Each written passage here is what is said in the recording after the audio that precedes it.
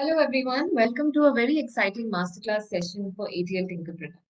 In today's session, we bring you two very special things to look forward to. First, the topic today itself is a brand new one. We at AIM for ATL Tinkerpreneur or for any of our boot camps have never conducted a session on this topic, which is cloud computing. Cloud computing in today's day and age has become a very popular subject for all the students and teachers and mentors. It's a skill that is going to really take off in the future, and we are very happy to bring you a session on this very particular topic today. The second thing to look forward to is the speaker itself. So, the speaker today, for the very first time, is an ATL student who's going to be conducting today's masterclass. Never in any of our sessions for ATL Tinkerpreneur last year or this year have we had an ATL student conduct a masterclass session. Our speaker today is Prajwal NH from BGS National Public School, Bangalore. He has a deep passion for technology. He's been in the top teams for ATL Marathon in consecutive years. During all instances, he has worked towards transforming challenges into opportunities, and he believes in innovating with a vision to solve social problems using affordable technology. So, a little bit about Prajwal's achievements so far. He is a certified Python programmer. He's been certified by Microsoft for AI, data science, and he's also a Microsoft certified trainer. He's a record holder under the India Book of Records as the youngest Microsoft certified Azure AI engineer associate. He's recognized as India's top 20 under 20 by White Canvas India. Not only this, but at a young age of 15, he has co-founded a startup called CloudTag. With CloudTag, Prajwal is revolutionizing the way people learn technology. Through CloudTag, you all will be able to learn cloud computing via a game. And we at AIM are very grateful for Prajwal for curating the entire content for cloud computing on ATL Tinkerpreneur. This is on the ATL Tinkerpreneur page where all the registered students, mentors, and teachers will be able to go through the content, learn all that Prajwal and Cloud Attack has to offer. And thank you, Prajwal, for doing and conducting this special masterclass. This is an incredible moment for us when an ATL student has become qualified enough to now teach fellow students cloud computing. And we are very proud of you, Prajwal, at AIM. With that, I'll hand it over to you, and we look forward to hearing you speak and teach us about. Thank you so much for the lovely introduction, ma'am, and thank you so much for the opportunity, and it's my pleasure. So I'll just be sharing my screen. Okay.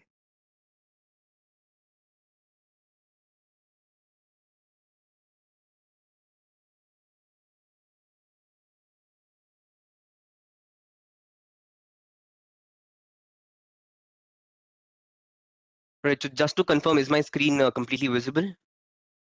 Okay. A very good afternoon to one and all present here. I'm a young innovator named Prajwal NH, and today I'm going to be conducting an awesome masterclass on one of the most hot and trending topics of technology called cloud computing. Cloud computing is the today, and it is going to be the future of technology. Now, a little bit more about myself. As I told you, my name is Prajwal H. I'm the co-founder and head of product and design at Cloud Attack EduTech Private Limited. I'm also a certified Scrum Master, and I'm also under the India Book of Records recognized as the youngest Microsoft certified Azure AI engineer. Along with that, I'm a Microsoft certified Azure data scientist and an Azure administrator. I'm also a Microsoft certified trainer and a PCEP certified programmer. Now, without any review or without any extra time, let's come on to the topic of what is cloud computing at the end of the day. So first, let's understand what cloud computing means as a definition, and then we'll break down this definition into smaller segments with real life examples that we have seen in our life and in our surroundings, so that we know what is cloud computing most importantly, and then we'll be able to deep dive into the topic and understand what a revolution it is in the tech industry. So, well, what is cloud computing? Cloud computing is the delivery delivery of computing services over the internet, enabling faster innovation, flexible resources, and economies of scale. Well, even before starting about what is cloud computing, there are four major domains of cloud computing that I would like to talk about. Number one, or the four major terms in cloud computing, is number one, compute, two, networking, three, storage, and four, analytics. Now, what is compute? The first thing we think about compute is a computer, and the first thing that comes into our mind about a computer is processing. That is the brain of the computer, called the central processing unit. Now, compute deals with processing data, that is taking raw data, processing it, and making it into something meaningful, or taking a program, running it, and executing some meaningful function out of it. So, that is nothing but compute. That is, in a word, processing. Now, what is storage? Storage is where all of these programs, this data, and all of this information is stored, and it can be readily accessed whenever we need. That is storage. It is comparable to the hard drives or the solid state drives that we have in our PCs. Now, what is networking? Now, you have a computer, you have storage, and that's all. You have a complete package, right? Well, not so quite right, because with all of this, you would need to communicate with other computers. You might have built a computer right now, but you would need to network with other computers, exchange information, that is, exchange data, and that happens through networking. A very famous sort of network we know today is called the internet. And now, coming to the final term, it is analytics. What is analytics? Analytics is nothing but, again, data.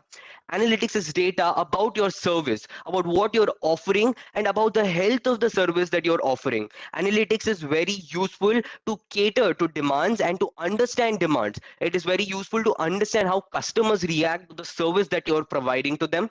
And data, as we know in today, is the most valuable thing in the entire world, and it has become the gold mine of the entire world. Now, coming back to cloud computing. Have you ever wondered what cloud computing is? Because I'm sure you would have heard this term a lot of places if you are related to the tech industry. Now, cloud computing is when computing services are provided by a company or place outside of where they are being used. It's similar to how energy is delivered to users, as in electricity is delivered to users. What we do is we simply utilize the electricity that is sent to us, and we don't have to worry about where the electricity is coming from or how it is created and delivered to us. And at the same time, we pay solely for what we utilize each month and nothing more. The concept behind cloud computing is also similar. To give you a better explanation, I'll take two more examples. Number one is very famous, that is, staying in hotels. As soon as you go on a vacation, the first thing you do is book yourself a hotel. Now, when you book yourself a hotel, all you take care of check in and check out and the timing that you will have to book it in. Once you register on that particular hotel, you're free to stay for the amount of days that you've booked your particular room for. You get room service. You do not have to maintain the room. You do not have to take care of the water or electricity supply. And at the same time, in most hotels, you don't even have to take care of the food. All of the accommodation, the food, and all of these extra services come to you as a package, and you pay for the amount of days you're using this particular service for. Right, so that was a hotel, and cloud computing is something similar. So now I'll take one more example, a cab service. Now, what do you do in a cab service? If you're in an Ola or an Uber and you need to go somewhere, and what the first thing you do is you open the app, you book a cab. Now, that cab is not owned by you, of course. It is going to be owned by the taxi driver or the company. And what you do is you ask or request for a service, that is a transportation service, to go from point A to point B.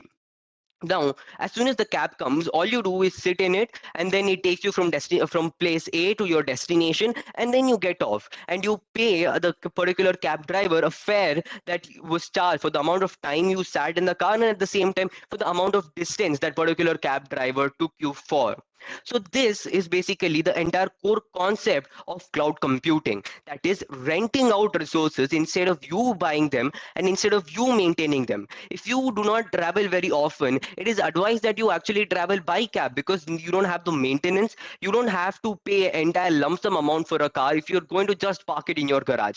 But if you're going to, say, for example, buy an entire car just for a short period of time where you are not going to be using that car daily or that particular particular thing daily, then it is a waste of money, right? Because car, it's not just the lump sum amount you pay upfront, but it is also the regular amount of capital that you have to invest in it in order to maintain it in a good condition. So that is where cloud computing comes into play. It is like a cab service where you pay solely for what you have used. The users can access in cloud computing, the users can access storage, processing power, or even entire development environments without worrying about how things function behind the scenes, how a car is maintained, or about, say for example, how it has to be clean, how it is maintained in a hygienic manner, or say how the services are, for example, allocated to this particular user. We don't take care of any of that when booking an Ola or an Uber. All we do is book our car, we sit, go from place A to our destination, and we pay the taxi driver a certain fare and we get down. All of the other hassle is maintained by the company. In this case, all of this hassle in cloud computing, that is in the IT domain, is managed. That is a physical hardware and all of the maintenance required for that is completely maintained by someone called as a cloud vendor. Who is a cloud vendor? We'll be discovering that very soon. Now, there are complete cloud environments that users would have to configure according to the use case of their application, and that's all. Similar to how you book a bigger cab if you have, say, much more, if you have a lot of luggage or a lot of people, or you book a tiny one or a small one, or you even share the cab with other people if you have to travel short distances. Similar way, cloud computing gives you different customizable options through which you can customize a cloud environment to suit your needs and to cater to your demands. And also, after just configuring the environment, you are all set to host and deploy your applications and services for the rest of the world to enjoy without having to worry about blowing up servers or managing servers, about maintaining cooling for them, and all of this hassle behind the scenes.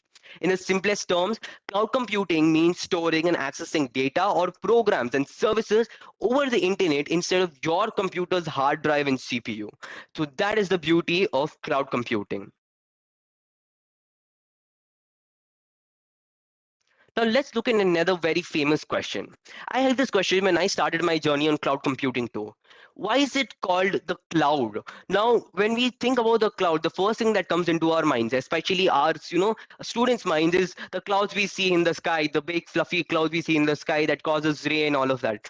But why is it called the cloud, and what is it actually? So there is this, myth between a lot of people that you actually store information on the cloud. Well, after this masterclass, I'm sorry to tell you, but this particular statement is going to sound really funny because cloud is actually used as a metaphor. Just as we use an ox of a man to denote how much a man or a person would work, the same way the cloud is used as a metaphor to actually refer to the services that can be used anywhere and anytime. Also, the symbol that we often use to represent the internet is usually in the form of in a world. So in cloud computing, we usually refer to the symbol as in a cloud itself, and so a particular symbol we represent cloud in. So all you need to know right now is that the term cloud, okay, that is going to be interchangeably used with cloud computing, is used as a metaphor for the internet and its usage in the modern world. So just as clouds are there everywhere, the resources and services in the cloud can also be accessed anywhere, anytime, and all you need is an electronic device that can connect to the internet. This may even be your phone or your PC.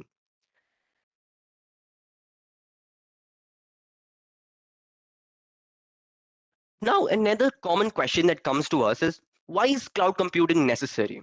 Well, what is it that cloud computing has done that it's become such a revolution, that it's become the talk of the town in the IT or in the tech industry? Now, we'll understand why cloud computing is necessary in just a bit. But before that, I think one fact that we all can agree upon is that the internet is just a vast network that connects computers all over the world. Now, what does this mean?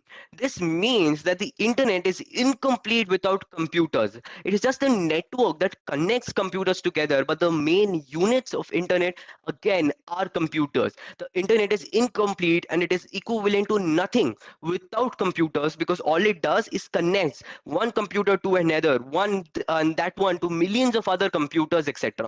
So the internet is nothing but a network, and I explain what is networking in the first slide itself.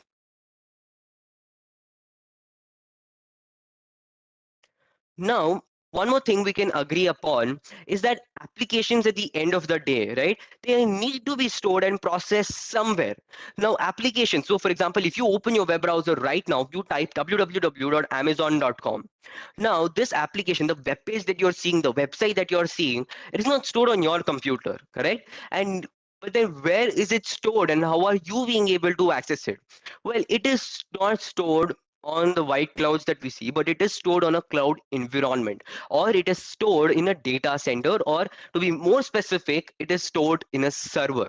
Now, what you do is when you hit www.amazon.com, there is a DNS that maps your particular domain, the amazon.com domain with an IP address, and there are servers running behind the background that actually store this website application. So many of you who are developers and who know web development would be familiar about the fact that you actually need to program a website, and you would have many, if you're using a framework, you would have say storage regarding you would have storage attached with it. You would have a database, you would have database management services that you would need to configure that database. You would have a ton of code, and you would have front end, back end, and a lot of things.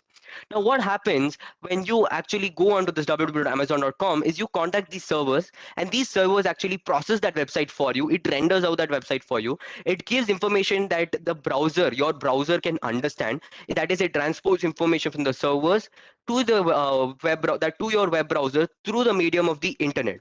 And all the processing that happens, the calculations, the data, the payment gateways, that is, if it's an e-commerce site, you'll be paying something or some amount for buying something, right? So all of that, the processing required behind that is actually done in this particular cloud environment or on these particular servers.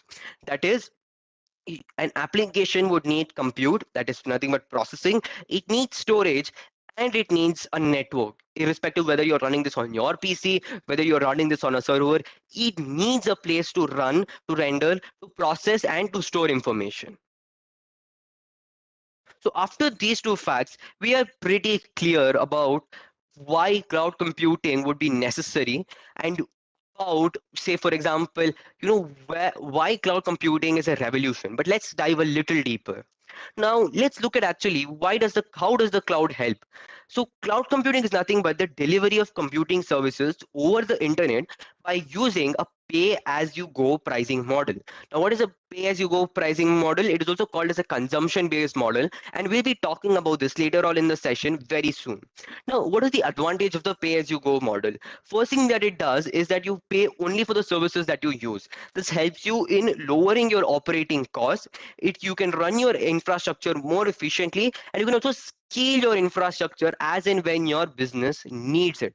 And this comes under a concept called scalability, and we'll be talking about what is scalability too very soon.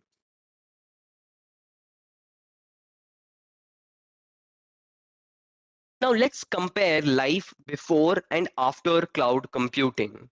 Now, to understand the necessity of cloud computing, it is very important for us to actually compare how life was before, before the advent of cloud computing, before cloud computing became a trendy topic, and how life is after cloud computing. To be honest, it is very visible from the pictures I've attached here itself. That is, before cloud computing, you have these massive servers and you have a computer, and you are managing everything end to end. You need to maintain these servers, the storage, etc. And in today's world, we know we can't even maintain our phone storage, although it is say 128 GB or 64 GB. We always get a message that our storage space is running out. Imagine what a hassle it would be to maintain storage for thousands such massive devices and to keep your business uptime, to keep your business up all the time. Now, after the cloud computing, what happened is you can see in the picture is you're sitting at the leisure of your home.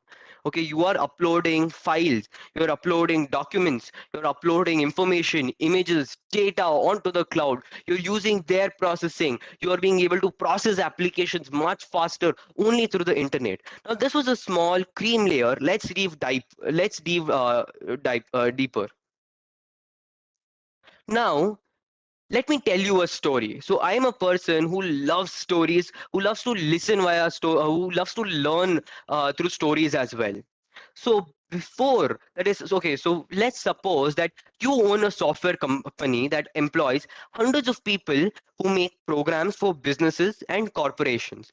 Now these particular people are responsible for creating very complex programs, and quite understandably we know this requires a lot of resources and machine, including it requires office space, it requires power, networks, and without cloud computing would also require servers. It would require you computers, a huge number of storage devices, and you would require a massive cooling system to keep all of the things in the server room from overheating.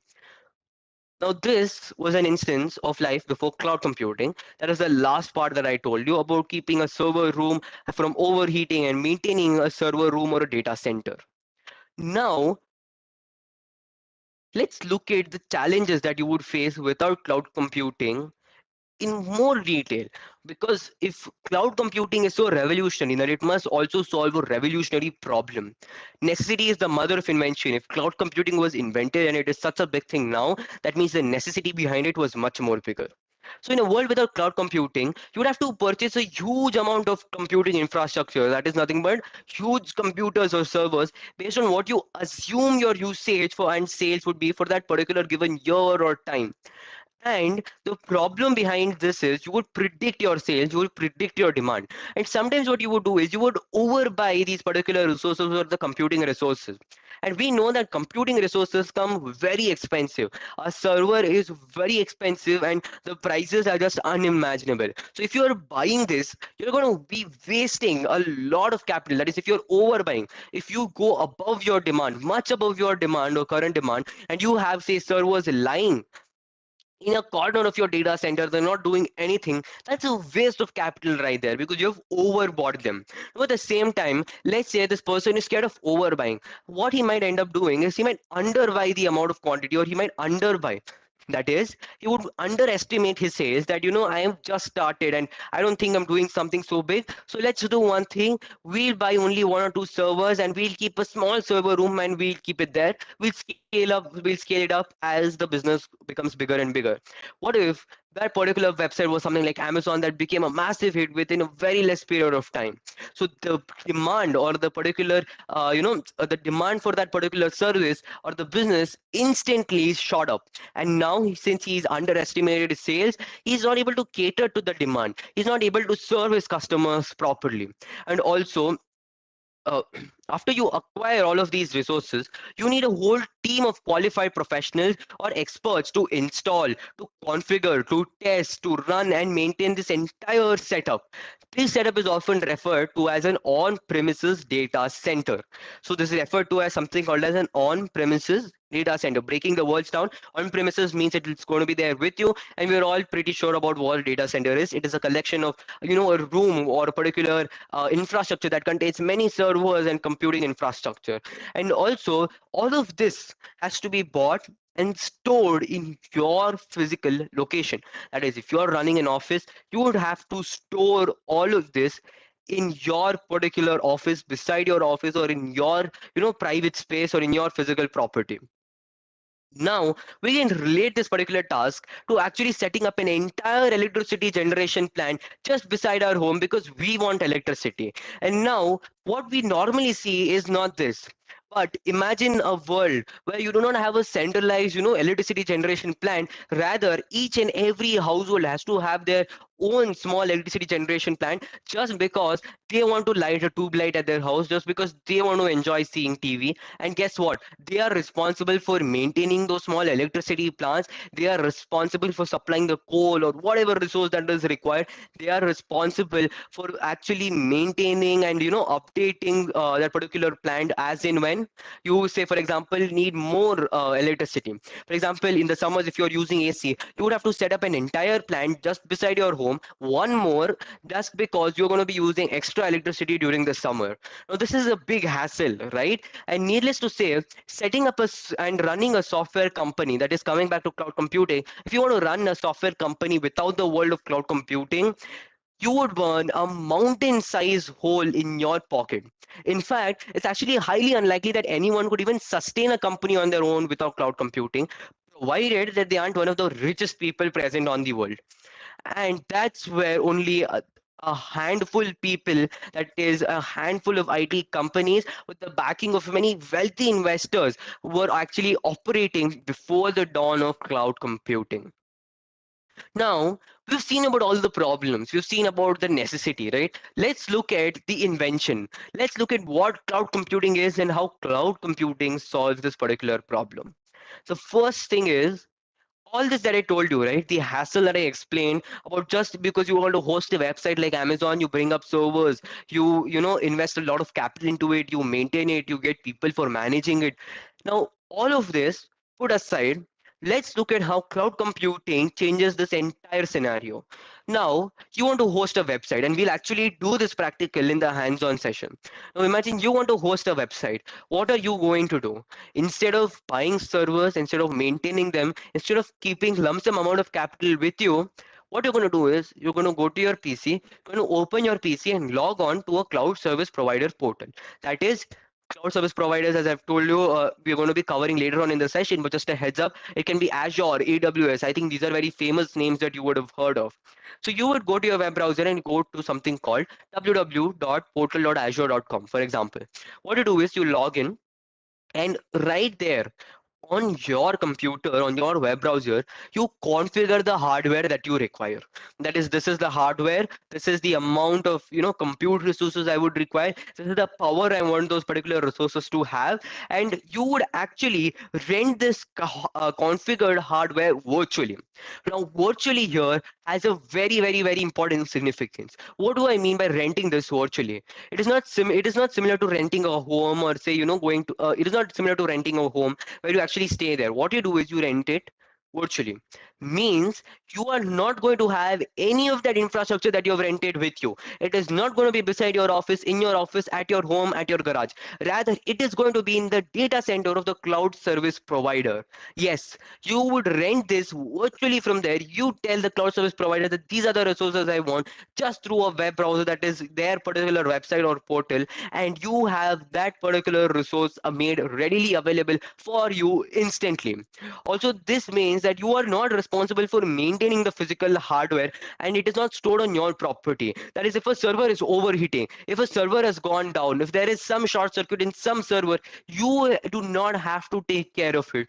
You don't even have to break your head or even think twice about this problem, because it is the problem of the cloud service provider now, and the cloud service providers has experts who can say cater to this particular problem, who can solve the problem within seconds. And that is where cloud computing brings in a revolution.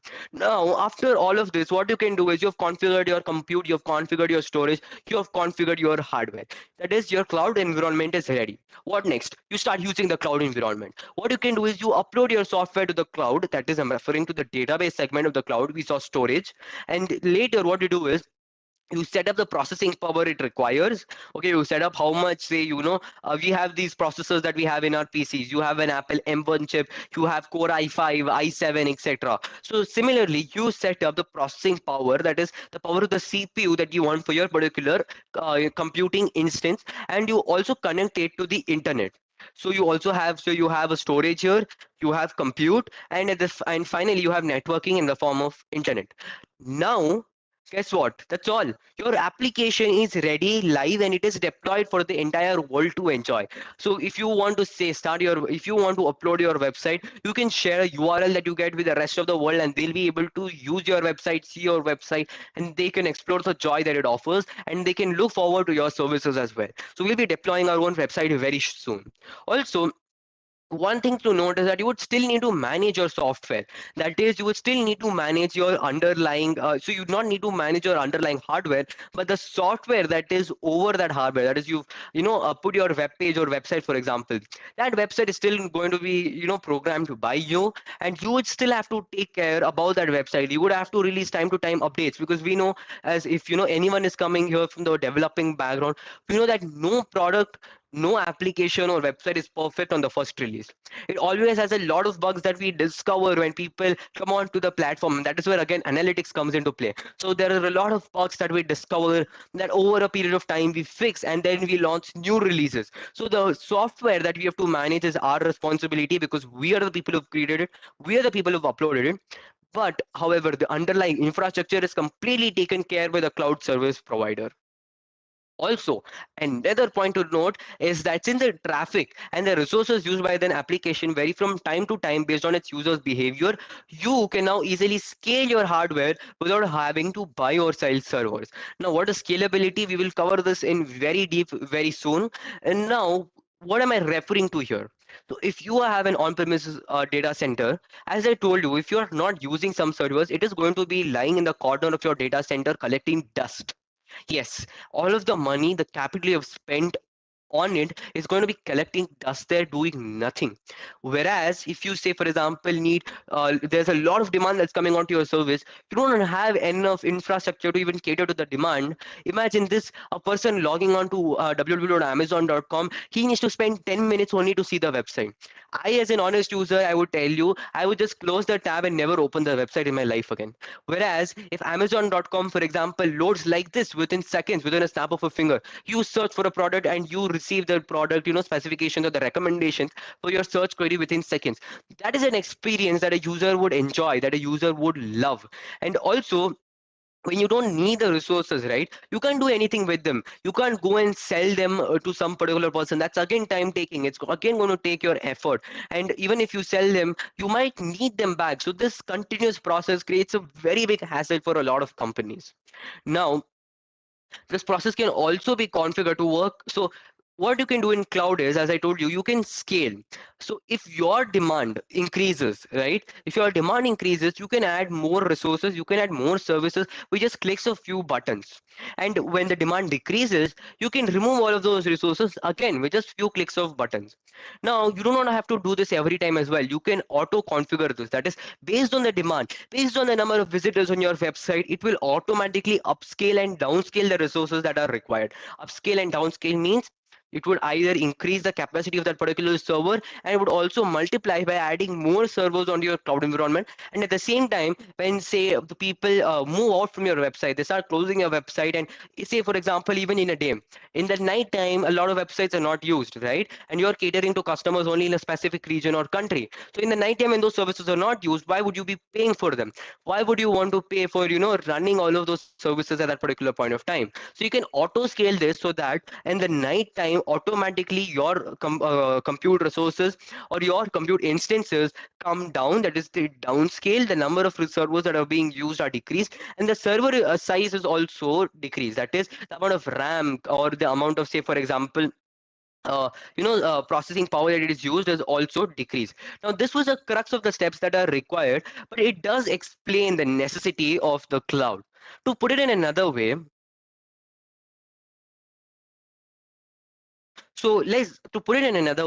cloud computing is a way to rent compute, that is compute power and storage from someone else's data center. In this case, what we are going to be doing in the hands-on is we are going to be renting compute and storage from Azure, that is the cloud service provider launched by Microsoft. Now, you can also treat cloud resources like you would treat your own resources in your data center. Why? Because if you go to a model called infrastructure as a service that we are going to be looking onto, you are going to be provided with physical hardware, right? The operating system, or say for example the application, the data, the access, everything is still under your control. You can configure things the way you like them, and at the same time you do not have the hassle of maintaining physical hardware. So that is the best of both the worlds, isn't it? And also, when you're done using these services, as I told you, you can easily give it back to the cloud service provider. Now, instead of maintaining CPUs and storage in your data center, you rent them for the time you need them. The cloud service provider takes care of maintaining the underlying infrastructure for you.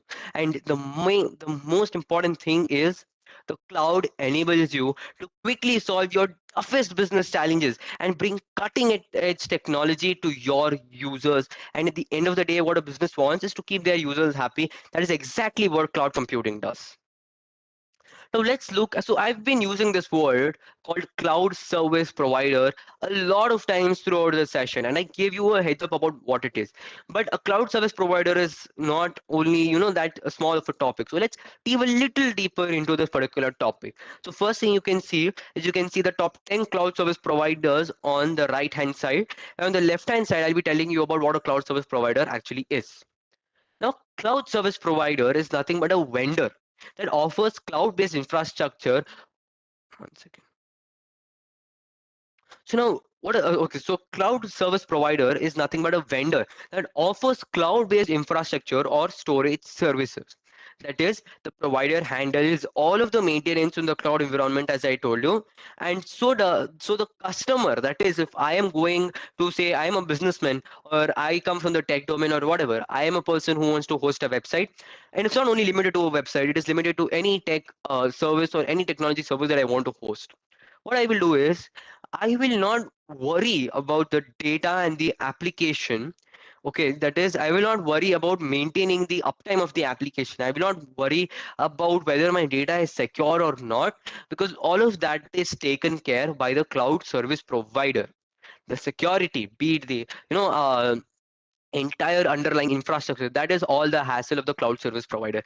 Tomorrow if your business goes down because the your particular service, your website was down, guess what, the cloud service provider compensates to you, compensates for this loss, and the loss is not gone from your pocket. It would give you credits. So there's this minimum, so there's something called as an SLA. That's a service level agreement. What happens in this is, the cloud service provider, according to the cost you're paying, promises you certain amount of uptime. This uptime is usually more than 99.95%. Yes, in a year that's only around few minutes to hours of downtime in the entire year, 365 days. So that is the uptime that cloud service provider has the capability to offer to you. Now this uptime, the SLA varies from cloud service provider to cloud service provider. We call the CSP in short. Cloud service provider is called CSP in short. And the cloud service provider is nothing but a vendor. It's like you go to a hotel and say, for example, you book a room for say XYZ days, or say for these particular days, and you enjoy the service and come back. So just like the hotel management, or say anyone who's the hotel owner is a vendor for you for providing that particular service, for that stay service.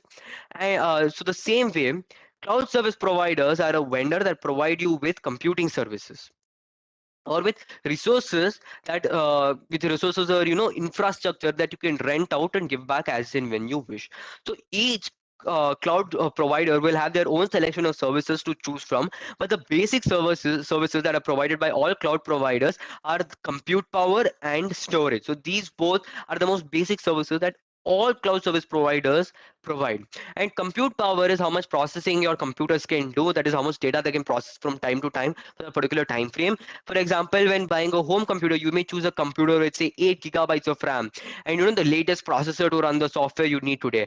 But as the load on the computer grows, you find that your computer is becoming slow. So what you can do is, with cloud computing, you can add or remove compute power as and when you need it. This saves you cost since you only pay for the resources you use, but at the same time, it also caters to your demand.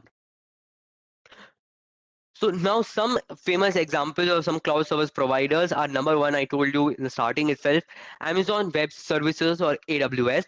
Microsoft Azure, this is a product by Microsoft. Google Cloud Platforms, this is a product by Google. IBM Cloud, again, it's a product by IBM. You have many other, as you can see on the right hand side, you have Dell, you have something called a Digital Ocean, and all of these are other small cloud service providers. But the major ones are AWS, Amazon Web Services, Microsoft Azure, GCP, Google Cloud Platforms, and IBM Cloud.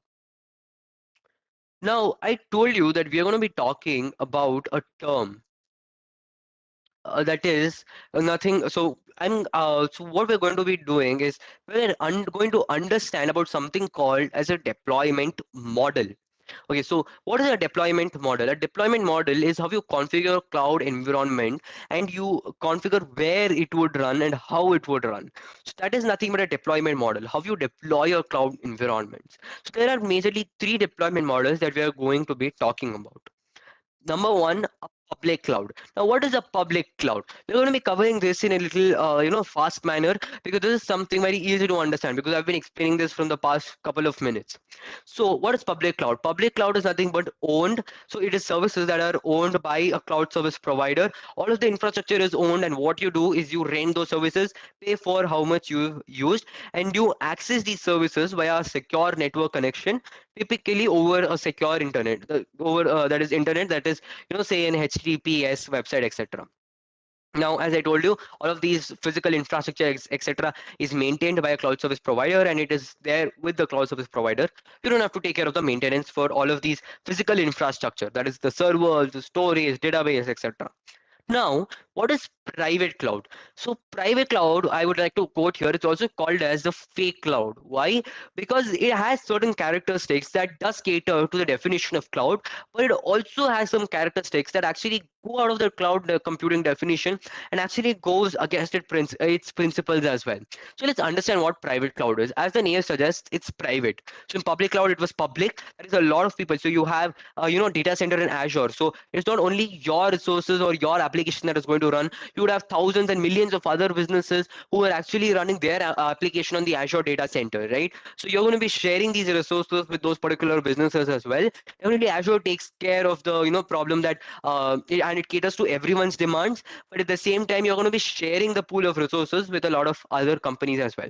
In private cloud, if you want your organization only to access certain cloud resources, you go with the model of private cloud. What you do is the infrastructure and the entire cloud environments etc is created in their data center. So for example, if I am a big corporate company that I've been running through for years together, I have a data center with me and I want to still use the benefits of cloud. What I will do is I will configure a cloud computing environment or a cloud environment in my data center with using my servers and my my compute infrastructure or my IT infrastructure.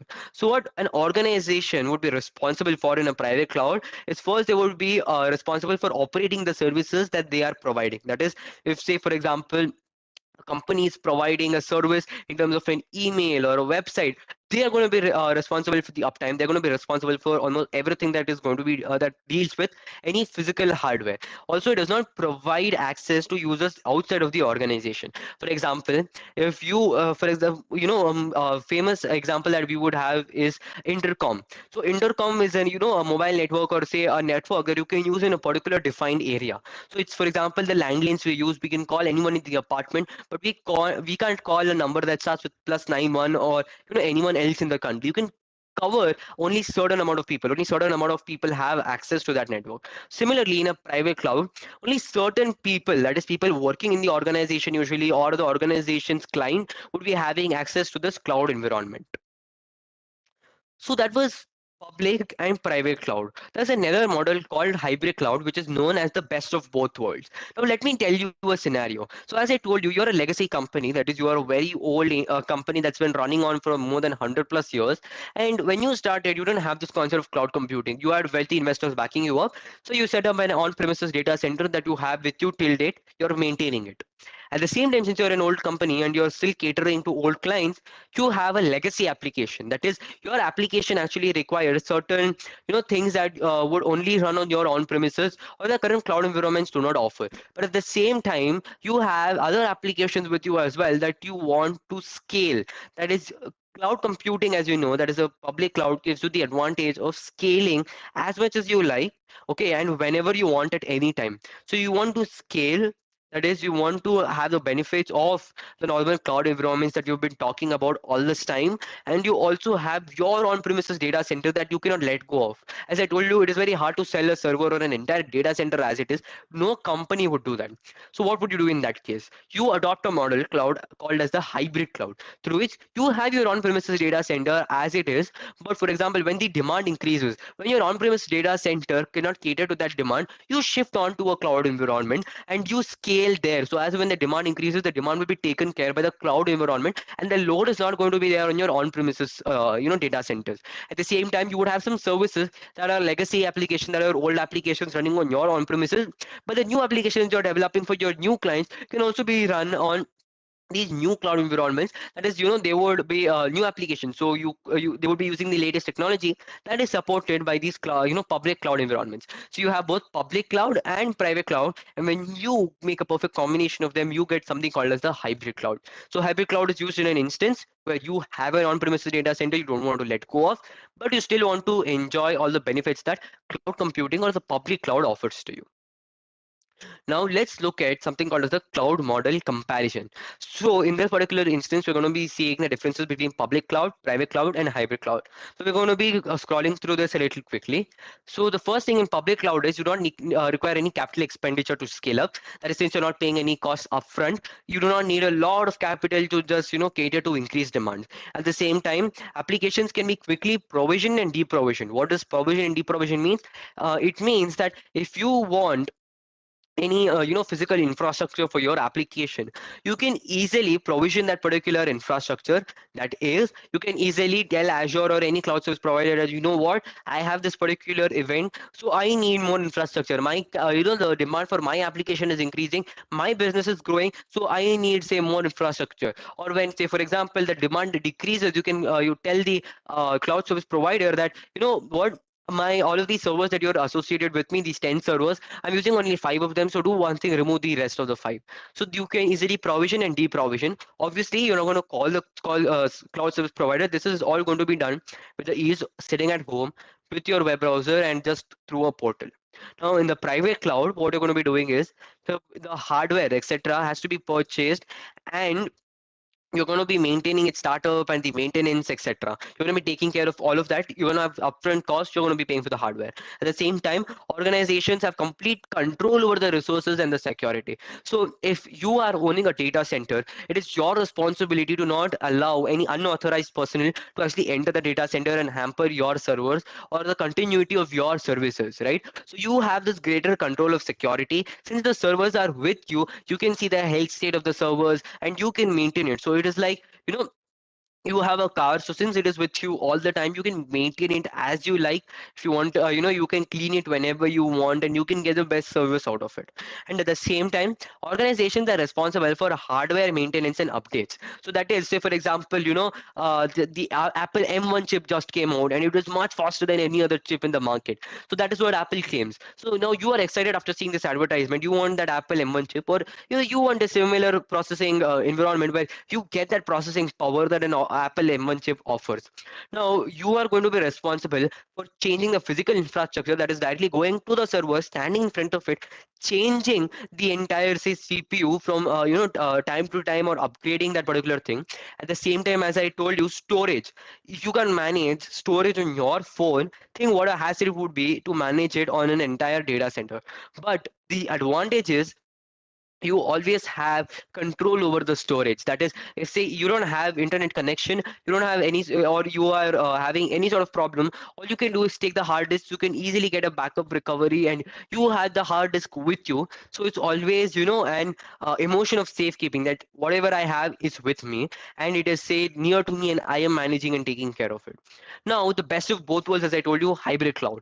So it provides the most flexibility. Why? As I told you, it gives you the private cloud experience as well, where you have things with you and you can run legacy old applications, and you also have the scalability and other cloud computing advantages that the private cloud offer, that the public cloud offers to you. And at the same time, in the hybrid cloud, organizations determine where to run their applications, whether on premises or on the public cloud, or whether on the private cloud or the public cloud. And also, our organizations control the security, the compliance, and the other legal requirements. That is, if you are going to set up a server or glass data center, you are going to have some, safety standards that you're going to that you have to maintain based on the government of that country, based on the particular rules and regulations of that region, right?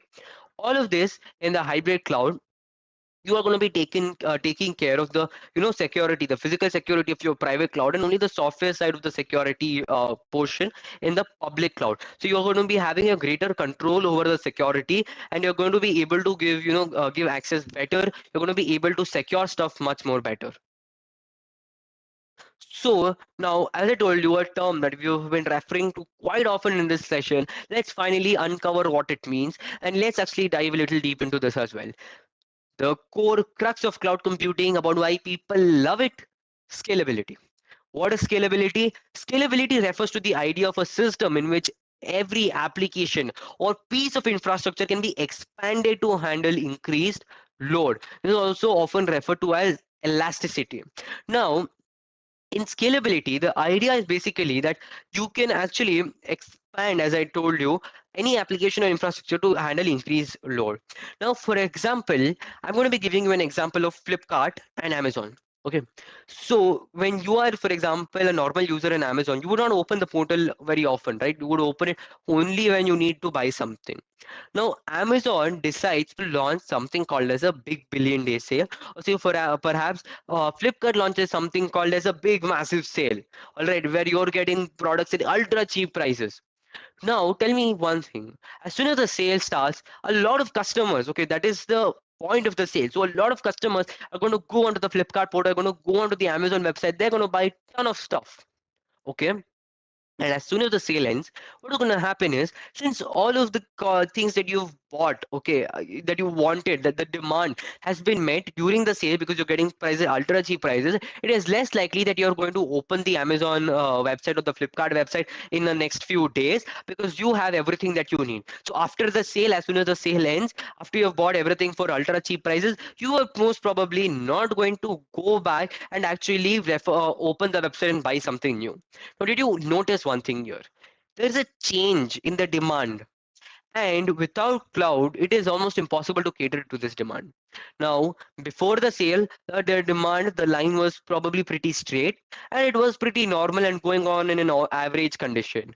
As soon as the sale would have, say, for example, just few days before the sale would have started, people would not buy things so often. People would stop buying things because they would get the same products at a cheaper price during the sale. So human mentality, human psychology, I'm not going to pay extra for that product, right? So I'm not going to buy anything on Amazon for the next 2 to 3 days. So what happens? The demand comes down. The people buying on Amazon, the people using the Amazon website is going to decrease. Now, as soon as this in the midnight, that is if the sale starts 12 a.m. today, from 12 a.m. today the demand is going to shoot up like anything. It's going to only exponentially increase as and when the sale progresses, or as and when the sale grows. So with more people jumping onto your platform, you need to cater to them. So you cannot tell your user to wait for 10 minutes just because your website is loading or opening. You need to be able to scale the infrastructure, the IT infrastructure behind that website. The website is just a very layman term that I'm using, but behind the services that you're providing or that are being provided by your business. So say for example, if your particular demand increases all of a sudden, what you can do is you can tell the cloud service provider to provision some extra services for you, some extra instances for you, and there, boom, you're done, and you can cater to the demand. As and when the demand increases at the same pace, your the instances will also increase, it will also grow, it will perfectly cater to the demand that is required, and at a single instance you will not fear, your users will not be disappointed about the services that your particular business is providing. And at the same time, this helps you maintain a trust with your users. After the sale, for example, you would have provisioned so many services, right? Obviously your cloud bill is going to go up, the amount of capital you're going to invest is going to go up. But in a normal traditional IT infrastructure, that is on an on-premises data center, after you buy all of this servers, right, it is going to that is you're going to do a predictive analysis before how many servers I will need before the sale. But with cloud computing, as soon as the sale starts, as soon as the demand increases, I can increase the amount of resources that I need, the IT infrastructure that I need to cater to the demand. So after the sale ends, as soon as the demand is coming down, I can unprovision those services, saying that telling the cloud service provider that my sale is over. I'm not going to have users coming back to my platform very often nowadays. So what I'm going to do is I'm going to decrease. So if I had 100 servers, I'm going to limit myself to only using 50 servers. I'm going to pay for only those 50 servers. So and I'm going to pay for the 100 servers only for the time I used all of them together. So that is scalability. You can scale as and when you like to cater to the demand, and also you do not need to predict the demand beforehand, like an on-premises data center I've been telling you. So what you can do is you can auto scale. That is, my demand increases, I provision more resources, and there my demand is catered, my demand is met, all my users are happy. That is the beauty of cloud computing. It helps give the best world in class experience to everyone using your services. Now, there are two types of scaling. So there are two types of scaling that I would like to talk about. Number one is called vertical scaling, and number two is called horizontal scaling. So first, let's understand what can you scale in a cloud environment. You can scale the disk I/O. that is input output operations that a disk can handle. You can scale the memory. Okay, so input output operations is how much data I can read and write at a particular point of time. Memory is how much data I can store. You can configure, or you can scale the network, that is how many people can log on to my website and all of the other network related stuff. You can also configure, or you can also scale your CPU, that is the processing power that your application would require. More the people coming onto your platform, the more you can scale. Less the people coming onto your platform, you can scale down as well. So now again, coming back to the concept, two types of scaling. Number one, vertical scaling. Number two, horizontal scaling. What is vertical scaling? Vertical is, you can see, it is equivalent to one person growing. That is, it is equivalent to your server growing. You're going to increase your RAM, you're going to increase your CPU processing power, but you're going to do it for those particular servers that you already own. So you're going to make the servers bigger and more powerful. So you're going to increase the memory, the network, the processing, the input output operations that your particular server can handle. So you're only making the server bigger, not in size, but in power. So that is vertical scaling.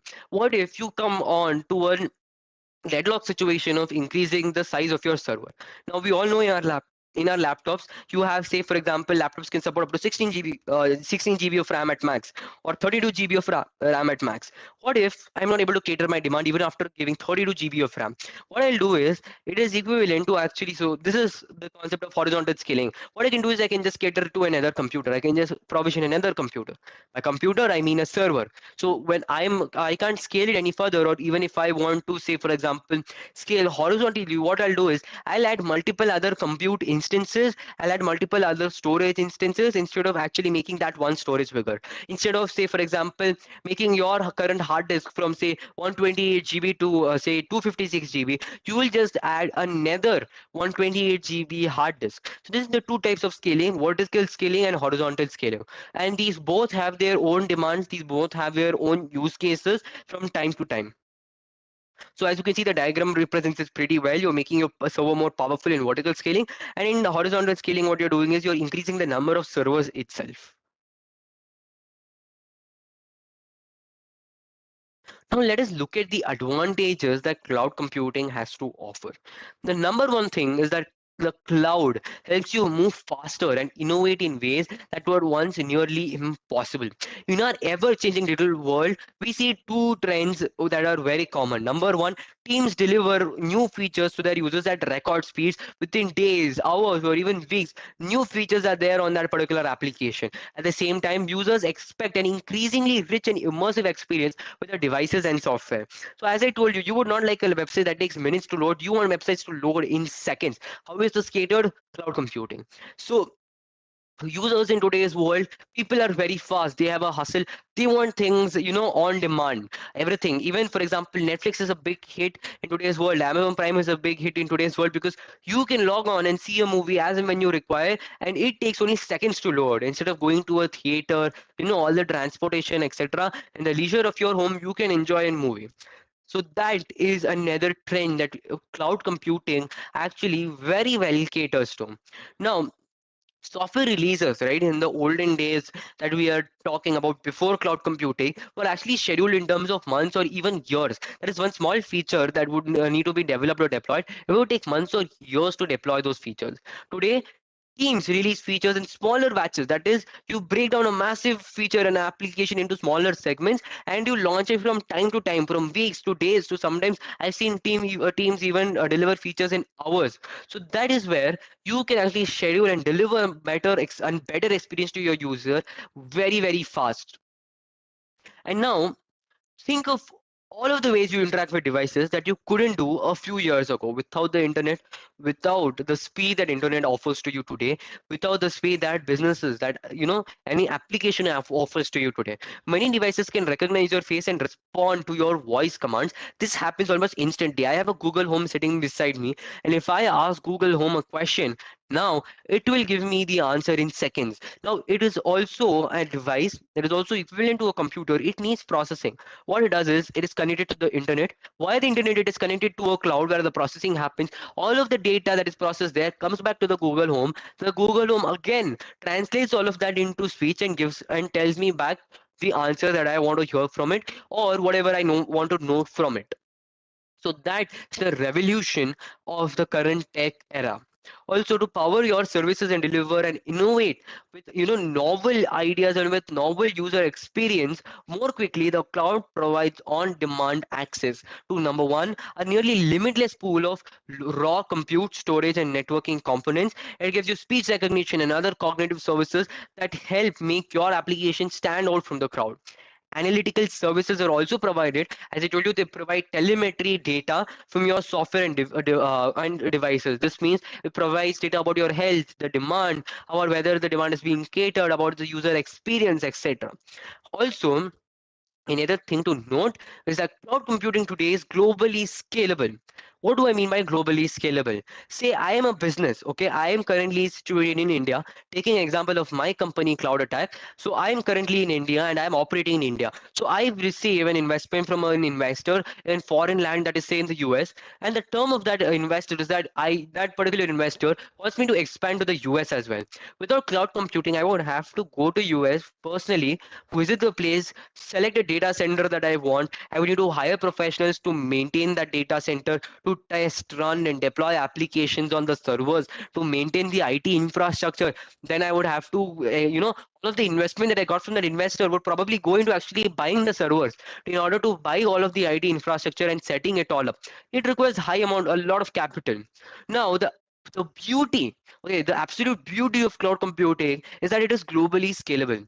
I'm sitting in India today. I'm operating my business in India today. I get a request from, say, even one or two users that I want your application in the US. Now, not only can they connect directly to the India server, okay, but that the problem is there's an increase in latency. What is latency? Latency is the time the data takes from from going from your system to the internet, from the internet to any other server or any processing unit that you have provisioned, and then from the data from there coming back to your local system.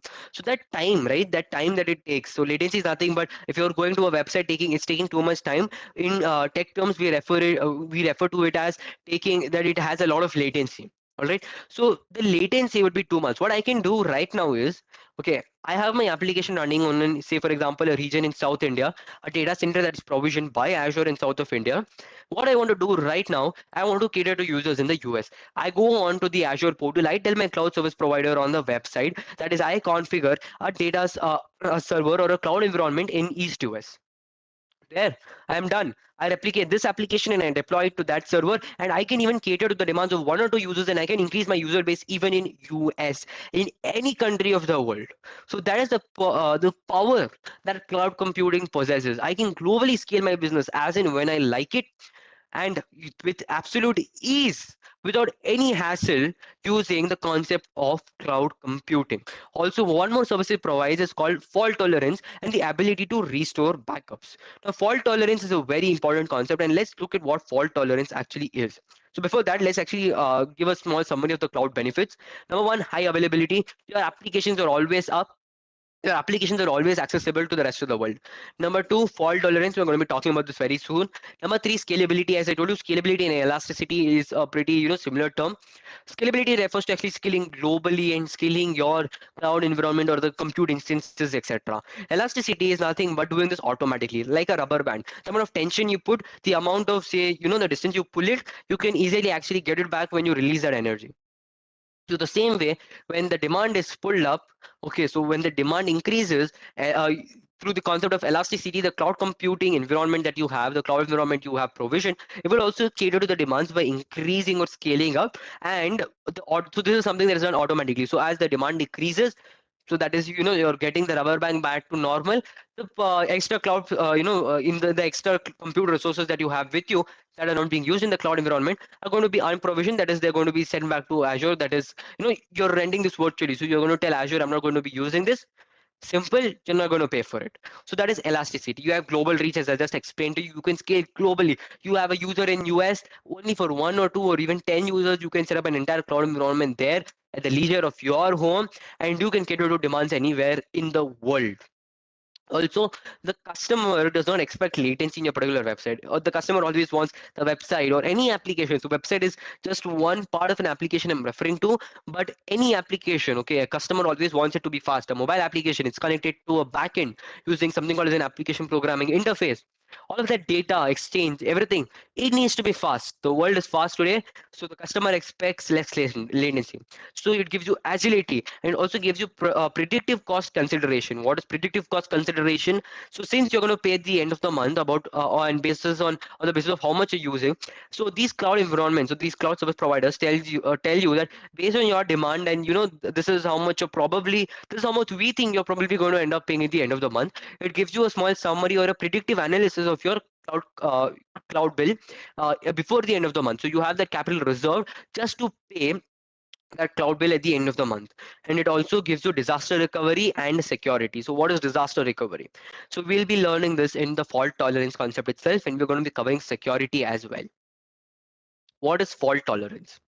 So when we store something, okay, any data on our local device, we always have the risk of actually losing the important data if the system is damaged or the main storage unit is damaged due to any other, any certain reason. Now, what does cloud do? Cloud offers a solution to this problem in the form of fault tolerance. In your normal local system, if you drop your hard drive today, there is a very less chance that you're going to be able to recover the data that your hard drive had.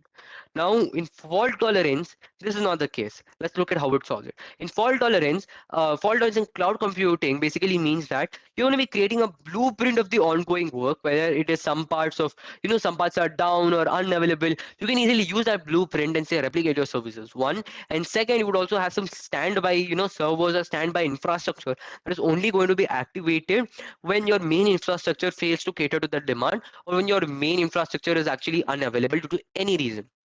It helps enterprises evaluate their infrastructure needs and requirements, and it provides services in the case of, respective if the respective devices, or if respective infrastructure becomes unavailable for any reason. So So here I have with me a small diagram of fault tolerance. So here, if you can see, you have a web application. In this example, again, I'm going to be taking Amazon.com. I go to Amazon.com. So load balancer is nothing but an instance which actually manages the load. So if I have thousands of people going onto my website today, and I have 10 servers with me, right? So I will want to divide, the users to use particular servers based on the health of that server, based on, the load that the server is currently undergoing. So based on that, I can easily balance the load, I can easily balance the traffic between all of those compute instances, so that each one of them performs, exceptionally well, and it is actually running efficiently. So that's what a load balancer does. As you can see, I have three data centers here, that is data center A, B, and C. This can also be referred to as three servers if I have a smaller cloud environment. Now what happens is, these three servers, because of some reason, right, these three servers become unavailable. Now what happens in cloud computing is, due to fault tolerance, it would trigger something or an event called as a failover. Now in a failover, what would happen is, your cloud service provider, you are not going to do this, your cloud service provider would actually activate something called as a standby server. A standby server is any server that is working in perfect condition, and your application is going to be transported from the, corrupt or the non-working servers directly to this particular standby server. None of your users are going to face any problem, any latency. You are still going to be able to cater to the demands of your users, and the users will not even know that the servers have gone down. Forget the users. If you're not on the portal, you yourself will not know that the service, or that, that particular server is down. All of this hassle is taken care by the cloud service provider. This is called fault tolerance. This is very important for any company. Let me tell you why. There is a lot of earthquakes, tsunamis that keep happening in Japan, right? Now, if you have a data center, if you're a company in Japan and you have a data center there, it can be washed out completely because of a tsunami, or it can be destroyed completely because of an earthquake. The important customer data you had, the services, you're not going to only be catering to, say, Japan, you're catering to the world. All of the services there, it's completely down. Your business is in ruins, and now it is flowing like water. Your capital is going to flow like water. Everything you've invested is just gone. Now, with fault tolerance, if there is an earthquake in Japan, okay, if there is a disaster in Japan, using a concept of disaster recovery, another concept of cloud computing, I can launch a server in a region that is near to Japan. Say I launch a server in something like Russia, for example, right, and that acts as my standby server, and users now will be actually redirected instead of the Japan data center to my Russian data center, through which, since this proximity is very close by, the regions are, for example, very close by, what is going to happen is the latency is not going to be, the latency is not going to increase by a lot, but at the same time you're catering to user demands even after a disaster and even after any natural calamity. Now, another thing, let's compare something called as capex and opex very soon. Capex stands for expenditure. Opex stands for operational expenditure. It's something we have probably all studied in economics too. But in capex, what you do is you pay upfront. That is, you pay upfront for all of the physical infrastructure. It's similar to buying anything from a retailer. You first give the money, the retailer gives you the product. The product is yours to do anything with. Okay, and also the cost from capex have a value that reduces over time. We all know that usually we refer to cars as a liability because of the maintenance, etc. And if you're not using it very frequently, then it becomes a liability over time. Similarly, in capex, since you have bought the products, you've bought the 10 servers, it is your problem whether you're using all the 10 servers or not. If three of those servers are collecting dust on the